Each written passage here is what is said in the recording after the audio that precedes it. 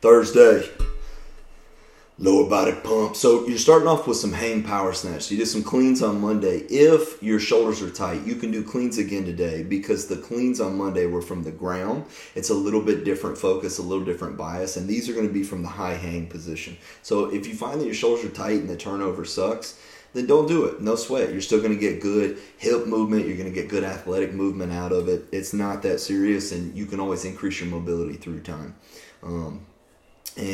For the rest, this is something that we kind of, I would tell you to focus on. The rest is part of your workout. And I don't mean you need rest. I mean that you recovering from round to round, especially after doing these burpee box jumps, or burpee over the box jumps over, right? So after doing these jump over the boxes, on and overs, or all the way overs, you're definitely going to spike your heart rate. And so one thing an athlete can do really well is they can control that breathing and bring that back down. So don't just think of the rest as time before I start my exercise. Think of it as part of your actual workout. So increase that recovery, breathe through it, reset yourself, get ready to rock.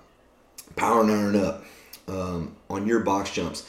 So all through time, when you test like a max box jump, you walk up, you stand stable, you get set, then you jump on it. So that kind of becomes the initiative of thought where every time I do box jumps, that's how I should set up. So if you want to plant both feet and jump up, you can. If you want to have a little bit more of an athletic walk up for your three, that's totally fine too, because the reality is when you press this into the real world, you're going to jump up onto something. You might set both feet plant, you might go, or you might be on the move. So don't get too rigid with the box jumps. The intention of that is to build this good explosive movement. If you got a little walk up, perfect. If you want to stay stable, no big deal at all.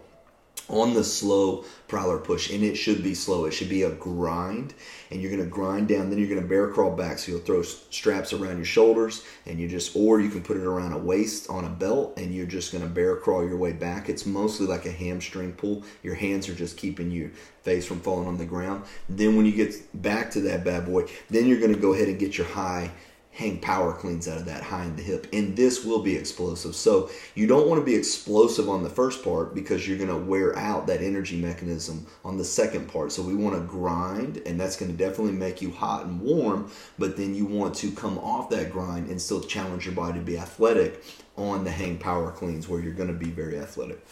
On the seated dumbbell deadlift. So here's something that I think could be adjusted for most people, which is you sit, if this is where I'm sitting and this is my back, I don't want my articulation to be at the hip, and that's what a flat back looks like when I go like this, right? So this is at the hip. I really want to round this back over, straighten my spine back out. Round it over, straighten my spine back out. More like this, less like this. So I like to try to keep my abdomen against my thighs. Now I hold the dumbbells, and I'm just going to lay it over, straighten my spine back up. And I think that's the best practice to look for. If you keep your abdomen against your top of your legs, that helps tremendously.